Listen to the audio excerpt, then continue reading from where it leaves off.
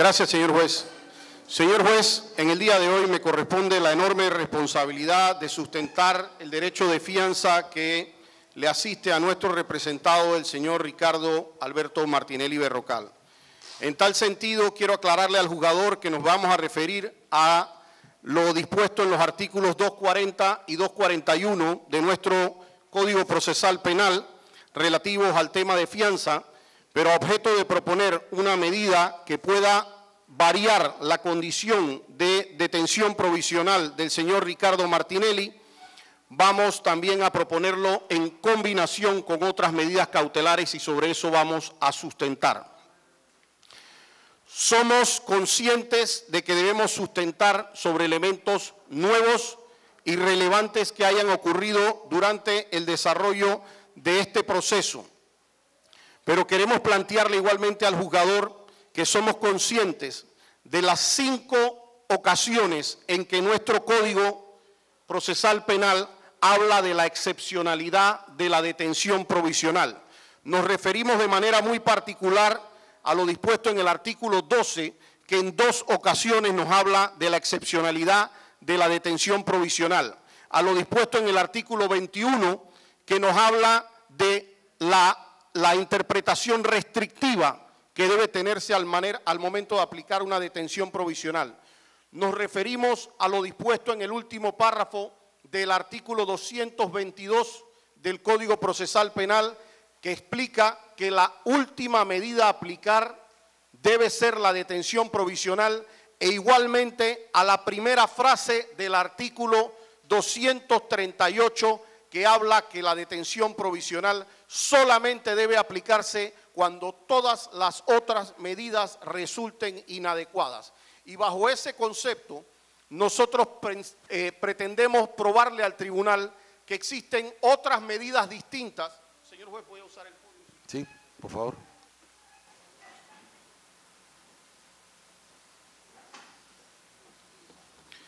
Bajo ese criterio, pretendemos probarle al tribunal que existen otras medidas distintas a la detención provisional, porque nuestro código de manera específica nos habla de que si existiera una sola medida distinta a la detención preventiva que fuese viable, esa es la que debe aplicarse, al decir que solamente debe aplicarse cuando todas las demás resulten inadecuadas.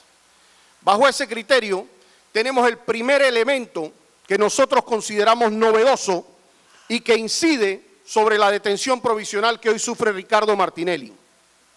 Y nos referimos específicamente a la detención provisional que él viene sufriendo ya hoy día por 20 meses. Es decir, excede el año que nos indica el artículo 12 del Código Procesal Penal, y que nos habla que la única excepción que puede darse para mantener un año de detención, sobre un año de detención provisional, es el artículo 504, o es decir, cuando se declara causa compleja. Ese no es el escenario que tiene nuestro representado. En aras de la lealtad procesal, debemos decir que en efecto la Corte Suprema de Justicia dio una consideración distinta al año de detención preventiva, manifestando que nuestro cliente se encontraba en el extranjero. Sin embargo, bajo ningún concepto estableció ni que tenía que cumplir otro año, ni mucho menos que tenía que cumplir la pena mínima de los delitos que hoy día le están investigando.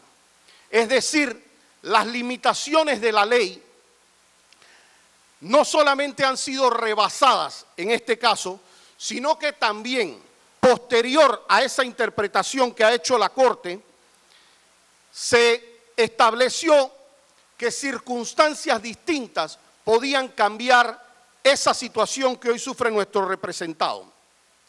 Quiero explicarle al tribunal que nuestro representado actualmente está procesado o acusado por 4 delitos formales. Esos 4 delitos son los contenidos en el artículo 167, 168, 341 y 338. Y aquí quiero hacer una división, señor juez, por lo que vamos a ir explicando. El artículo 167 y 168, que es el único delito que está relacionado a las víctimas como tal, que son brillantes las partes que aquí vienen como querellantes, valga la redundancia, son delitos que tienen una penalidad aplicable de 2 a 4 años. Es decir, según lo dispuesto en el artículo 238, esos delitos no admiten detención provisional. El delito contenido en el artículo 341 tiene una penalidad de 1 a 3 años de prisión. Es decir, al día de hoy, si mi representado fuese condenado, cosa que no lo va a hacer, pero si fuese condenado, ya hubiese pagado en exceso la pena mínima del delito que hoy día se busca imponer en esa norma.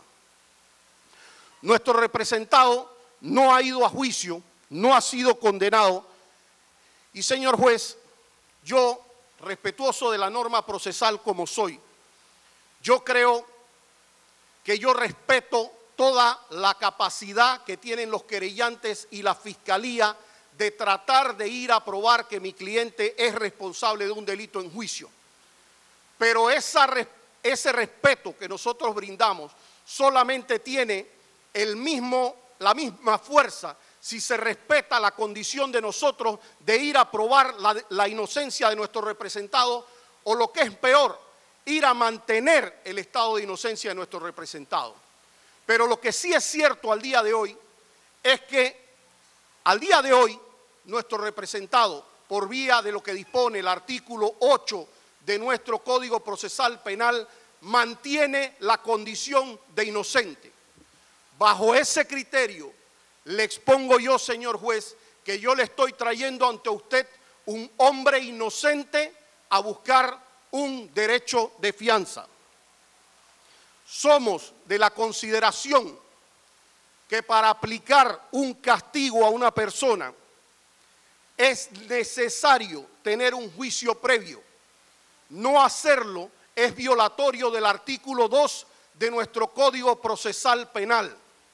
Nuestro Código Procesal Penal dice que todo el mundo tiene derecho a un juicio previo. Y si yo me parara y yo dijera ante una persona que corre el peligro de una pena de muerte, decir primero matémoslo y después verifiquemos si esa persona es culpable o inocente, resultaría absurdo.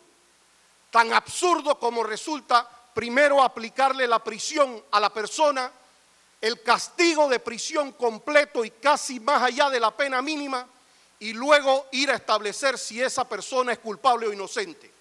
Es un absurdo procesal. En atención a eso, tenemos un segundo escenario que se ha dado a lo largo de este proceso. Y nos referimos al retraso judicial.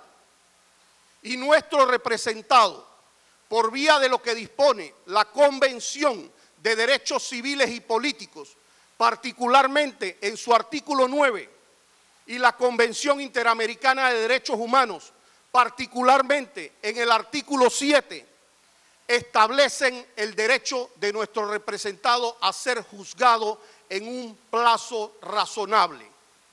No solamente dicen eso esos artículos, dicen también que si ese plazo razonable no se cumple, el procesado, haciendo uso de garantías, de esa misma manera lo dice, debe obtener la libertad sin importar que siga el curso del proceso para luego ir a debatir si es culpable o inocente.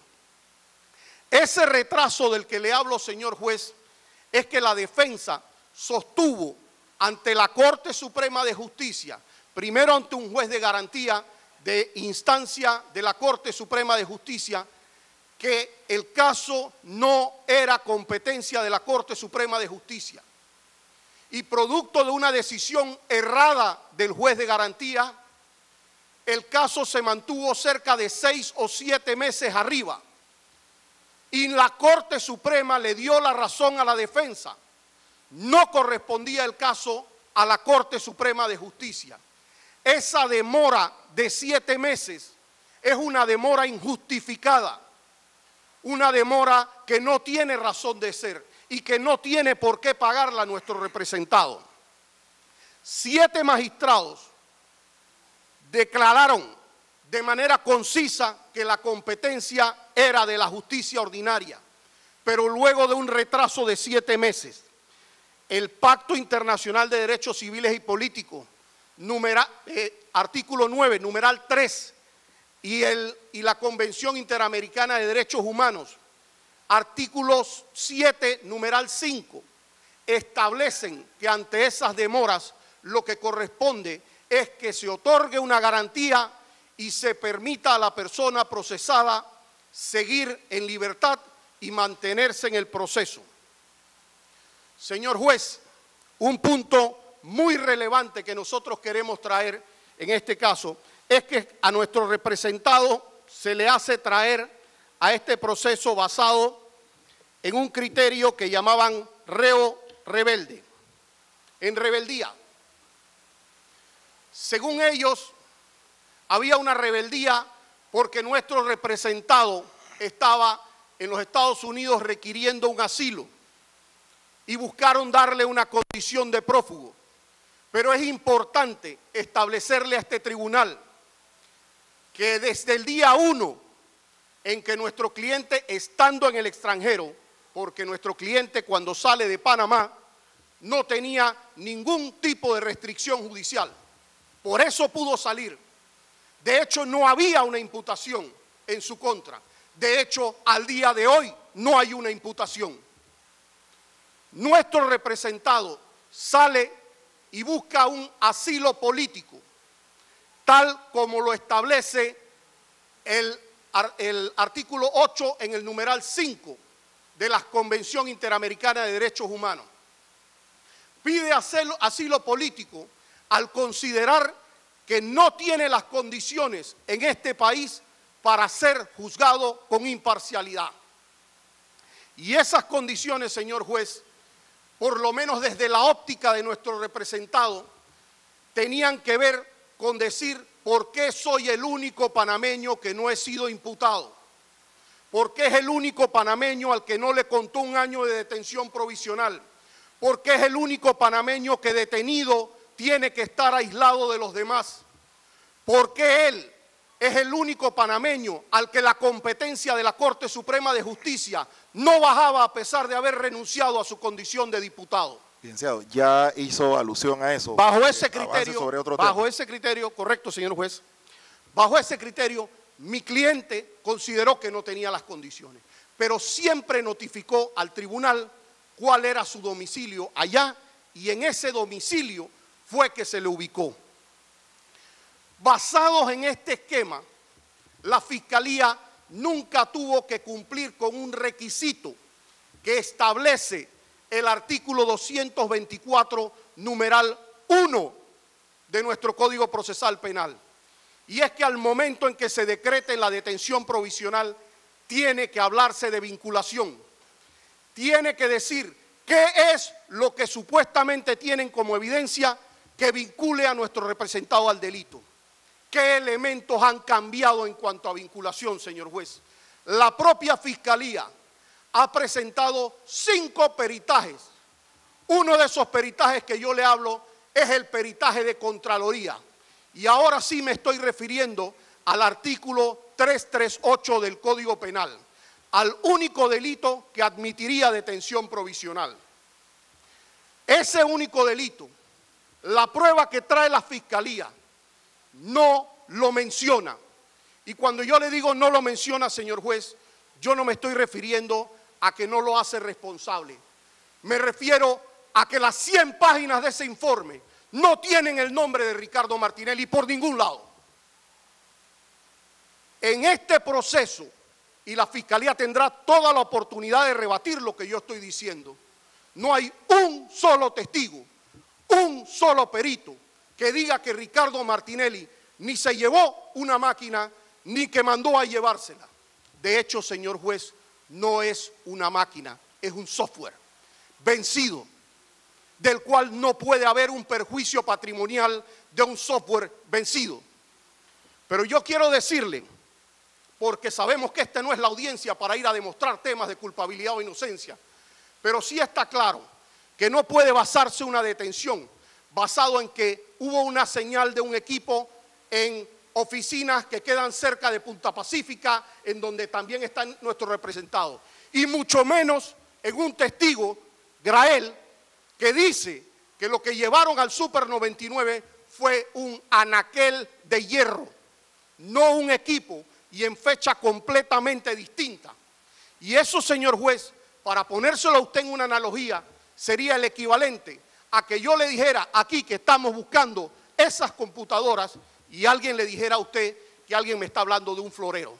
Son dos cosas completamente distintas. En el tema de vinculación, no hay la vinculación suficiente en el artículo 338 para poder aplicar la detención provisional. Nuevamente, respetamos que en base a cualquier indicio, la Fiscalía tenga su teoría del caso, al igual que lo puedan tener otros, porque este ni siquiera es un delito en el que participa la parte querellante, pero que puedan tener su teoría del caso. Pero, señor juez, no es menos importante que al momento en que estamos sopesando la libertad de nuestro representado, que en base a un indicio se quiera ordenar la detención. El cuarto elemento que nosotros traemos, en este caso, un punto importante, señor juez, disculpe que se me quedó en la vinculación. A nuestro representado se le acusa, la acusación manifiesta que él es autor mediato del delito de peculado. ¿Qué quiere decir eso? Que mandó a otras personas. Esa es la acusación que hace la Fiscalía. El sustento no lo sabemos, pero esa es la acusación que le hace. Pero para no entrar en temas de presunción de inocencia, le planteo el ejemplo. Y particularmente me refiero al señor Ronnie Rodríguez y al señor William Pitty. La Fiscalía, la teoría del caso es que el señor Ricardo Martinelli mandó al señor Ronnie Rodríguez y a William Pitty a llevarse los equipos, a pesar de no existir testimonio de eso. Pero, señor juez, este mismo Ministerio Público que está sentado ante usted le solicitó a Ronnie Rodríguez y a William Pitty el sobreseimiento por ese mismo caso de los equipos. Es decir, es lo mismo a que aquí estuviéramos procesando a Juan y a Pedro, que supuestamente los mandaron a hacer el homicidio, y Juan y Pedro salen inocentes. El cuarto elemento está basado en una nueva consideración que se ha dado en este proceso, pero que es de alta importancia para los efectos del sistema penal acusatorio. Me refiero a la postulación formal que ha realizado nuestro representado a la condición de alcalde y diputado de la República de Panamá. Esa postulación de alcalde, señor juez, no es como que yo fui a buscar 20 firmas para ver si alguien lograba sacarme de un problema y yo postularme para alcalde. Tenemos ahí, lo vamos a presentar, todos los elementos que ahora le voy a enumerar para que los pueda conocer igualmente en traslado a la Fiscalía y la parte querellante. El boletín electoral, en donde nuestro representado recibió cerca de 30.000 firmas, más de 30.000 firmas. Fue el alcalde a nivel nacional que más firmas consiguió. Y lo que le quiero demostrar con esto es el nivel de afectación que puede hacer esto basado en lo que dispone el artículo 222, numeral 4. Ese artículo 222, numeral 4, establece que el juzgador, al momento en que va a determinar cuál debe ser la medida aplicable, tiene que ponderar qué derecho se está afectando. Y esos derechos que está afectando, en este caso, no solamente es un alcalde que recogió en un día las firmas para ser independiente. Él está postulado por el Partido Cambio Democrático y está postulado por el Partido Alianza. ¿Y qué implica eso, señor juez? No solamente implica la negación posible de los derechos políticos de nuestro representado de ir a hacer campaña. Esto es tan grave que esto puede incidir en una campaña nacional, porque todos sabemos los votos que tiene que tener una persona del segundo caudal político más importante del país, que es la alcaldía de Panamá. Entonces, negarle la participación política a Ricardo Martinelli implica no recoger votos hacia una presidencia de la República. No recoger votos con los otros diputados y con los otros representantes. Y negarle a un partido de 360.000 adherentes, a un partido de 50.000 adherentes y a los 40.000 casi que firmaron como independientes, negarles la posibilidad de una participación política. Nosotros creemos que hay opciones cautelares y de fianza para poder matizar ambas cosas que busca la justicia, tanto mantener a nuestro representado dentro del proceso como también permitir los derechos políticos y no afectar una elección nacional. El otro punto que hoy traemos a debate, señor juez, es que nuestro representado es una persona de 66 años, yendo a cumplir prontamente 67 años. Y aquí nosotros tenemos que hablar de un tema de retroactividad y ultraactividad de la ley penal. Particularmente el artículo 14 y el artículo 46, el artículo 14 del Código Penal y el artículo 46 de nuestra Constitución Nacional establecen que a una persona se le tiene que aplicar la norma más favorable. Si usted revisa el Código Procesal Penal, se va a dar cuenta que en el artículo 553 establece que para los hechos que eran cometidos anteriores a la entrada en vigencia del Código, se aplicaba el Código Judicial. Y el Código Judicial, en su artículo 21-29, establece que ninguna persona arriba de 65 años se le debe aplicar la detención provisional. Esa norma no varió. No fue que mi cliente dejó de pertenecer a ese sistema. Es que por estar el caso en el sistema acusatorio ante la Corte Suprema de Justicia, fue derivado al sistema penal acusatorio. Pero eso no implica no usar la norma más favorable. Hay fallos de la Corte Suprema de Justicia en lo que en la parte medular y de manera muy corta en el extracto me voy a permitir. La legislación imperante consagra el principio general de la prohibición de la aplicación retroactiva de la ley penal, salvo los casos de favorabilidad. Y dice, cuando la ley habla de temas favorables, alude tanto a las normas penales completas como a las incompletas, a las en blanco, así incluyen las procesales. El fallo que le hablo es de la sentencia, y ahí lo tenemos, de la sentencia del 6 de diciembre del 2011 del magistrado Jerónimo Mejía en proceso seguido a María del Carmen Castrellón López. Señor juez, la ley más favorable, el principio de favor libertatis, es un principio que conocemos todos los penalistas de este país. Sabemos que se tiene que aplicar la ley más favorable.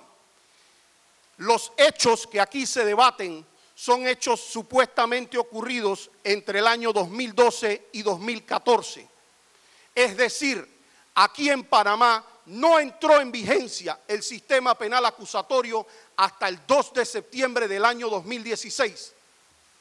No estaba en vigencia este código y por ende no se le puede aplicar a mi representado una norma desfavorable. Se le tiene que aplicar aquella norma que le resulta más favorable y en este caso es el tener más de 65 años de edad. El sexto tema y último al que queremos referirnos es el relacionado a la salud de nuestro representado.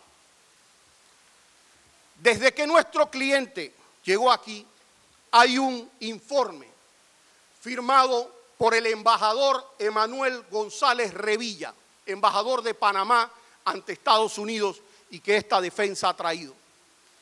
Y ha dicho que nuestro representado tiene padecimientos crónicos, que nuestro representado tiene riesgos de salud. Aquí hubo tanto problema para poderle hacer exámenes a nuestro representado que hasta las 2 de la mañana fue sacado de hospitales. Pero finalmente, entre urgencia y urgencia, se han logrado 2 informes médicos de absoluta relevancia. Y estamos hablando del informe del cardiólogo doctor Bey Mario Lombana y el informe médico del doctor Gaspar Arenas. Yo tengo que aclararle al tribunal que el doctor Gaspar Arenas es un médico público, un médico del Hospital Santo Tomás. Estas son las personas que están haciendo las consideraciones. Uno es internista, el otro es cardiólogo. En ambos informes ha mantenido, y cito textualmente, cada minuto que este paciente se mantenga sin las medidas necesarias en el lugar apropiado, se estará desafiando las posibilidades mencionadas que lo descompensen sin garantías suficientes para conservar la vida. Debido a esto, nos permitimos recomendar que se considere una posibilidad de cambio a una medida cautelar distinto. La ansiedad que se genera en este paciente, lo que suele ser frecuente en pacientes crónicos vasculares, es la mayor amenaza que en forma intangible lleva a crisis hipertensivas, con riesgo inmediato de arritmias, ataque cardíaco y o derrame cerebral con efectos adversos e irreversibles. Este médico, que textualmente dice en su informe completo que puede ocasionar la muerte del señor Ricardo Martinelli, es un informe, que este informe, y si me permites, por favor, perdón un segundito.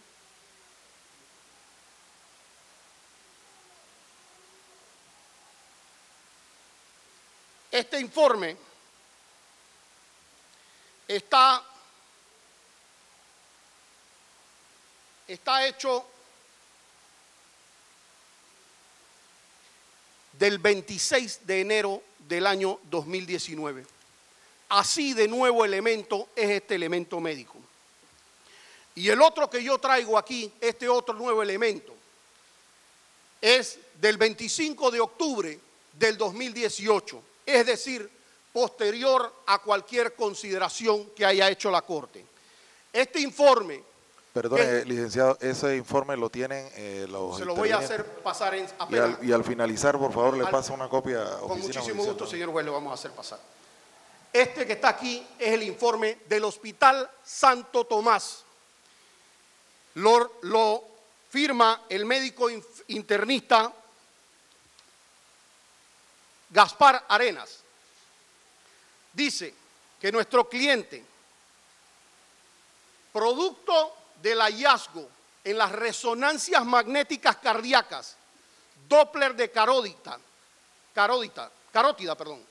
establece que puede desarrollar complicaciones cardiovasculares severas como infarto agudo al miocardio, insuficiencia cardíaca, enfermedad cerebrovascular, arritmia cardíaca, muerte súbita, emergencia hipertensiva complicado debido al mal control de la presión arterial a pesar de estar en tratamiento. Debido a lo anteriormente mencionado, este paciente, por tener un alto riesgo de complicaciones cardiovasculares que pueden producir su muerte, considero prudente debe ser tratado y vigilado médicamente en su casa. Estas son consideraciones de 2 médicos que yo, como abogado, no me atrevería a entrar a refutar. ¿Por qué, señor juez? Porque aquí ya lo dijo un médico general y dijeron que el médico general no tenía.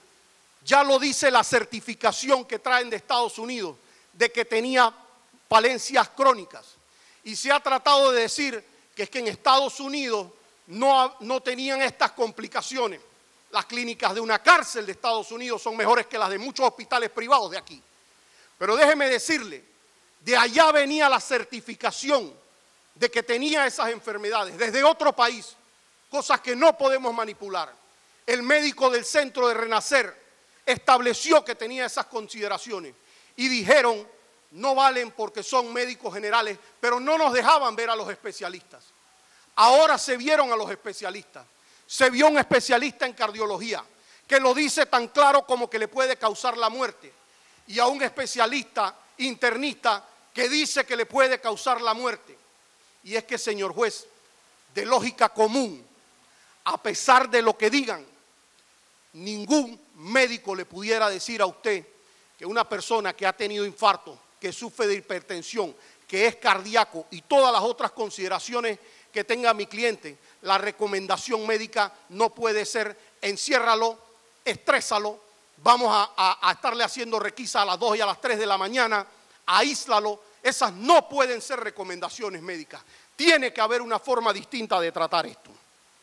Bajo esa consideración, el aspecto médico lo consideramos de relevancia, porque si a esta defensa le piden una prueba adicional del riesgo de muerte de Ricardo Martinelli, nos van a tener que pedir el protocolo de necropsia y el certificado de defunción. Aquí se ha dicho que como él quiere hacer campaña política, él no debe tener nada médico.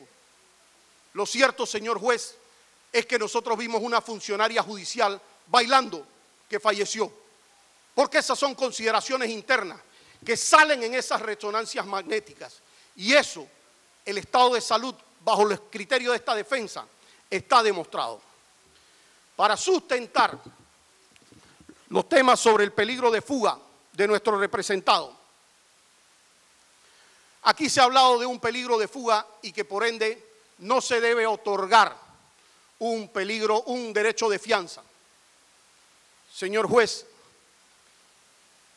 el derecho de fianza que está contenido en nuestro Código Procesal Penal está hecho precisamente para cuando hay un riesgo de fuga, para cuando hay un riesgo de desatención al proceso. Si no hubiese ese riesgo de desatención al proceso, no hubiese necesidad de aplicar ninguna medida cautelar, por supuesto entonces ninguna fianza. De hecho, si se leen lo que dispone nuestro Código Procesal Penal, establece en el artículo, y creo que es el 227, y quiero no equivocarme, establece que cuando haya un riesgo de fuga se aplicarán las medidas cautelares. Pero no dice se aplicará la detención provisional, dice se aplicará medidas cautelares. Y de hecho al juzgador, cuando al momento de determinar la fianza, le dice que debe fijar el monto en atención al mayor riesgo que entienda de la persona de estar vinculado al proceso o al mayor riesgo, al menor o al mayor. Entonces, señor juez, para nosotros las medidas cautelares se hicieron para limitar ese peligro de cualquier riesgo que hubiera. Pero si yo pienso que Ricardo Martinelli puede irse del país, pues les pedimos el pasaporte y le ponemos un impedimento de salida del país, porque Ricardo Martinelli no es ningún desconocido. No es que puede pasar disfrazado por cualquier frontera. Es conocido aquí y en cualquier parte del mundo.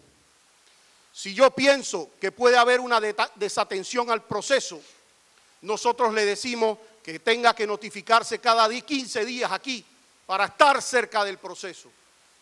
Si yo pienso que puede afectar a cualquier tema con un testigo, con un testimonio, le decimos no puede acercarse a la víctima, al querellante o al testigo, porque todas esas son normas contenidas en el Código Procesal. Si yo aún así pienso que existe un riesgo de fuga, le impongo una fianza, porque señor juez, las fianzas se ponen, si una persona tengo riesgo de que me pague o no me pague, le pido una fianza. Si tengo un riesgo de que la persona comparezca o no al proceso, le pongo una fianza. Tanto considera nuestro código que la fianza es viable, que en el artículo 531 del Código Procesal Penal, hasta para las personas que están extraditadas en Panamá, estoy hablando de la reciprocidad, a esas personas se les da derecho de fianza.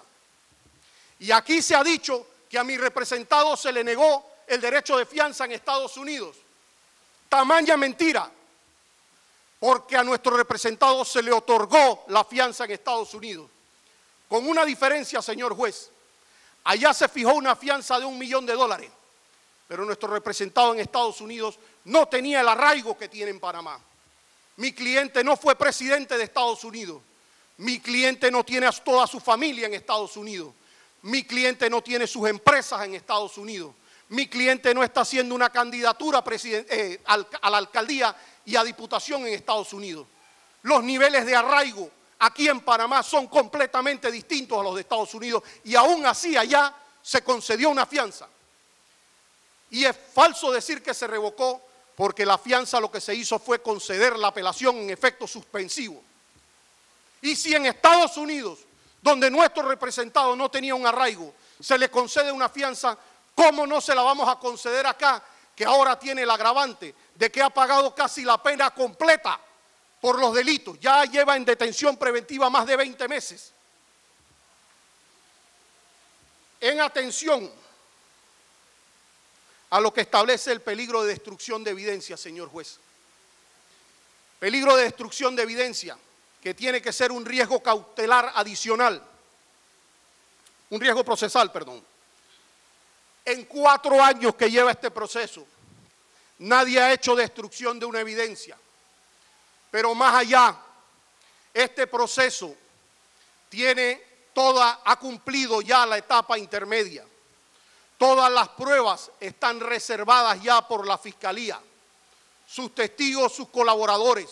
Y como dije, hay medidas cautelares que pueden prohibir a nuestro representado acercarse a testigos o acercarse a las víctimas. Nuestra defensa, señor juez, y esto es quizás lo más importante, ¿para qué quisiéramos destruir una prueba? ¿Para qué? No hay una prueba que puede presentarme la Fiscalía que implique que nosotros queramos destruir una prueba.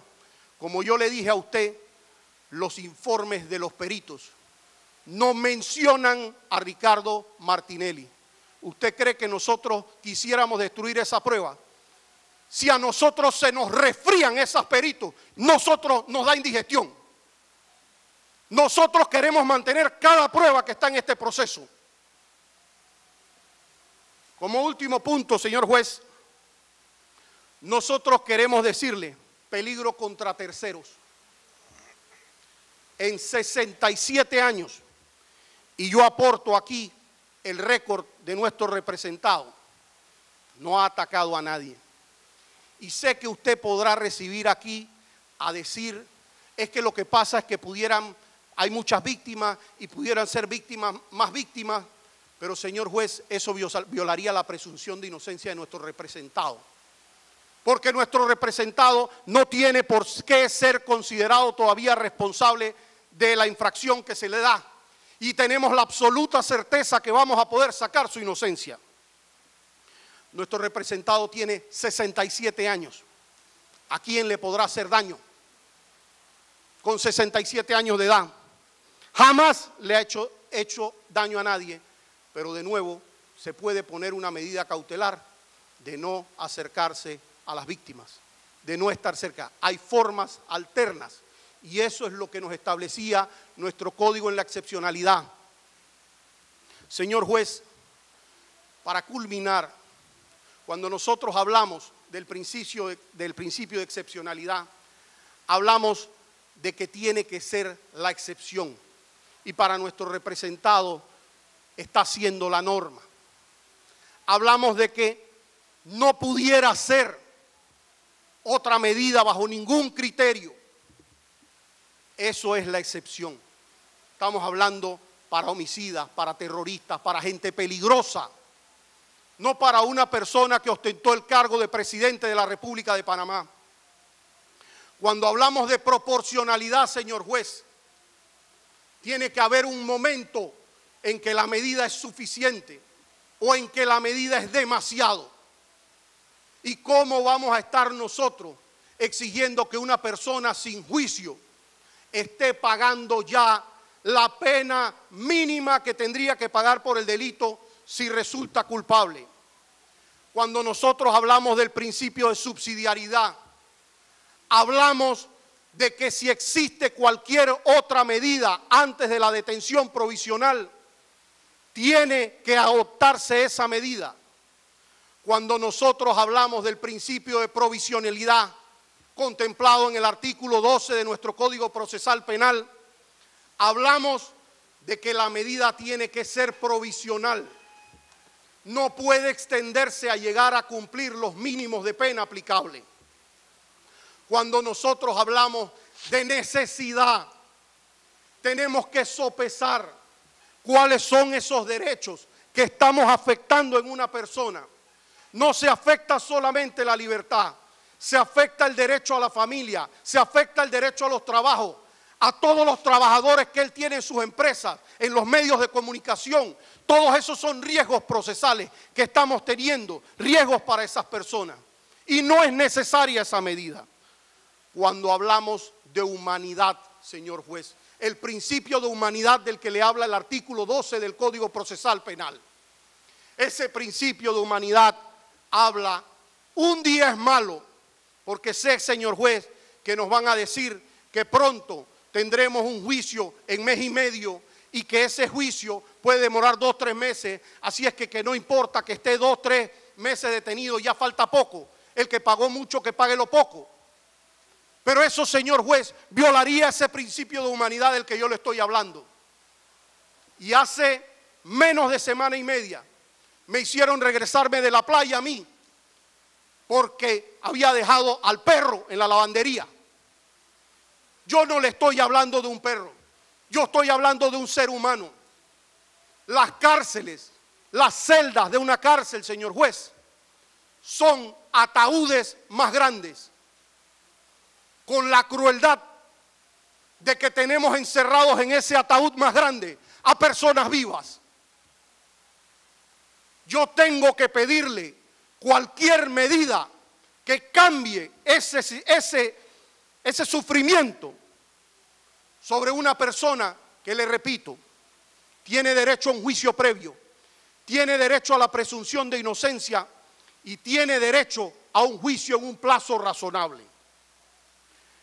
El principio de estricta legalidad se incumple sobre una persona que tiene más allá de 65 años y también con lo dispuesto en el artículo 238 de nuestro Código Procesal Penal, y que indica que una persona con padecimientos de salud no debe estar detenido. Es decir, tanto la norma anterior como la presente nos indican que Ricardo Martinelli no debe estar presente.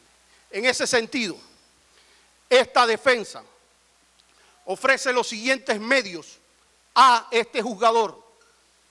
Lo primero, tengo conmigo los pasaportes, tanto el pasaporte regular como el pasaporte diplomático de nuestro representado, para ser entregado a este tribunal.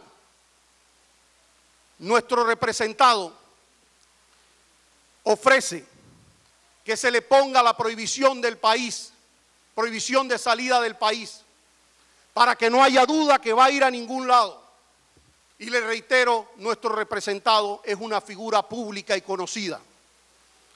Nuestro representado ofrece adicional la posibilidad de presentarse cada 15 días o cuando usted disponga ante el tribunal. Nosotros ofrecemos que se consigne que no se puede comunicar con víctimas o testigos relacionados a este caso, o querellantes. Nosotros ofrecemos la tenencia de dispositivos electrónicos contenidos en el artículo 9. Y como sabemos que no están los brazaletes electrónicos, pero que la norma no nos prohíbe proponer otro sistema. Hoy día los sistemas telefónicos normales permiten el GPS de la persona en tiempo real. Ofrecemos dar el ID de iPhone para que pueda ser localizado en tiempo real en cualquier momento y ofrecemos 2 teléfonos para que sean monitoreados por la oficina judicial y por la fiscalía. Y que para que no haya duda de quién porta ese teléfono, tengamos activada la función de FaceTime, que absolutamente en cualquier momento se le puede llamar para ver que él sea quien tiene ese teléfono. Adicional, y sintiendo que puede haber cualquier duda de comparecencia, que esta defensa rechaza de plano, pero ante cualquier duda, nosotros ofrecemos que se otorgue una fianza. Y esa fianza nosotros la ofrecemos en $500,000 de balboas, porque esa fianza en Estados Unidos, sin arraigo, sin ser expresidente de Estados Unidos, sin tener campaña política, fue fijada en $1,000,000 de balboas. Para culminar, señor juez, le dirán aquí que como vino de un proceso de extradición, no tiene derecho a fianza.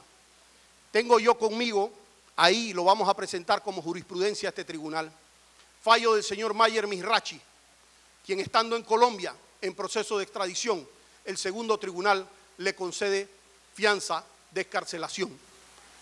Iguales jurisprudencia hay en los casos del señor Ricardo Chanis, en el caso del señor Mike Betech, recientemente en el caso del señor Abraham Williams. Todos esos son casos de jurisprudencia de personas que han estado en otros países, que no han estado en el proceso, pero que a través de la fianza se garantiza el arraigo. Le dirán que mi cliente es una persona de recursos económicos y que por tanto, por ser rico, no debe tener un derecho a fianza. Pues fíjese que este tribunal, y conmigo actuando también como abogado, le ha otorgado fianza a gente como Felipe Pipo Virsi, le ha otorgado fianza a personas como Tobín Salerno. Y no solo ha pasado con ellos, ha pasado con más de 100 personas. Pero señor juez, no solamente ha pasado, es que ninguna se ha sustraído del proceso. Lo que ha demostrado es que la fianza es efectiva. Y más aún, varios de ellos han logrado sobreseimientos y absoluciones, demostrando que no haberla concedido hubiese lesionado gravemente sus intereses. Señor juez, conozco fianzas como abogado dadas en los sistemas de penal acusatorio y también en el inquisitivo por delitos como homicidio, narcotráfico y demás, porque la vinculación débil es importante. Acabo con ello mi intervención pensando que he hecho lo que corresponde para demostrar el beneficio de fianza de mi representado. Y pido a Dios que lo ilumine para tener un veredicto en derecho. Muchísimas gracias, señor juez. Muchas gracias, abogado defensor.